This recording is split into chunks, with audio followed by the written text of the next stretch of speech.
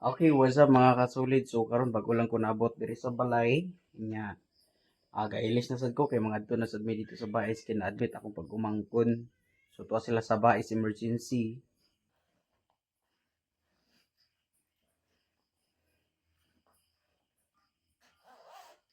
So bago pa ko naabot diri sa balay, sumugikan na sad mi padong dito bais.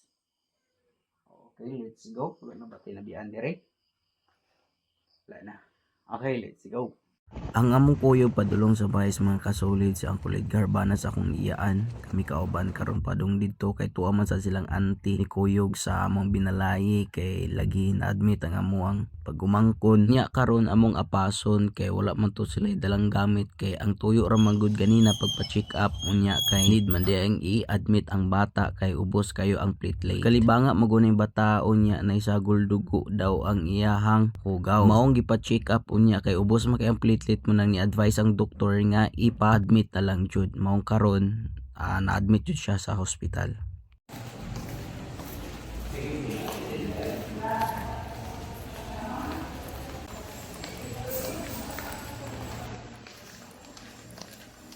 Na may diri sa hospital mga kasulid. So padulong namin sa kwarto sa akong pagmangkon. So bago lang gid naabot diri. Kaning nakaread mo na akong igsuon mo na amahan sa bata. So gikan pa itaw na siya dumagiti ni dalikyat ra gitaw na siya uli gikan pa sa duty. Ug ako gikan pasad ko kanina sa amo ang seminar sa district. Unya karon paghibalo nga na-admit ang akong pagumangkon, paguli na ko sa balay, pagabot ni balik ra sad mi dayon kay lagi walay mga gamit ang nadala kay ang tuyo ra magud ganina pa check up ra. Actually I need rest na gyud aning dapita kay medyo gibati na jud ko kapoy gikan sa seminar unya pagulis balay wala pa jud mi panihapon ni diretso ra mi dire mga kasulid kay lagi naluoy kami sa bata kay na-admit gud in tawon nya gadali sad mi kay wala man sila nadalang gamit kay check up ra lagi ang tuyo unya karon kay na-admit man. Ha? Bukod siya mainom man at nasapo mo.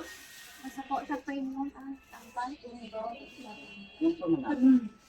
Pagpadulong diri sa hospital medyo kabalaka jud ang mong gibati. Pag-abot gikaloy-an kay gadula-dula ra in taon ang bata. Pinuon kay platelet ra man ang niubos aning bataa so dali ra kay ni siya maka-recover. Siguro epekto ra sadto sa sigig paglibang-libang niya pero karon wala naman noon siya magsigig kalibang. Bisan ingon na ana ra pero mabalaka baya puta ilabi na kung ma-admit na sa hospital. Nya bata pa jud so luoy kayo so manginaot ra mi nga maokey ra ni dayon para makauli ra sad mi dayon. Bangilang miniyog ampo mga solid nga maka-recover dayon ning bata ug makauli ra mi dayon sa amoa. Basta balatian na bisan unsa kagamay makahatag jud og kabalaka. Kaluoy sa bata bisan tug makita nato nga gadula-dula siya pero makahatag baya pud og kabalaka kay labi na kung na-admit siya. Maong iampo jud nato kanunay nga to ang good health. Kay maunay pinaka the best asset nga pwede natong ma-acquire sa atong kinabuhi nga more than pas mga butang sa kalibutan. Kay walay pinakatanyag ug pinakadato nga tawo nga happy basta naanay balatian.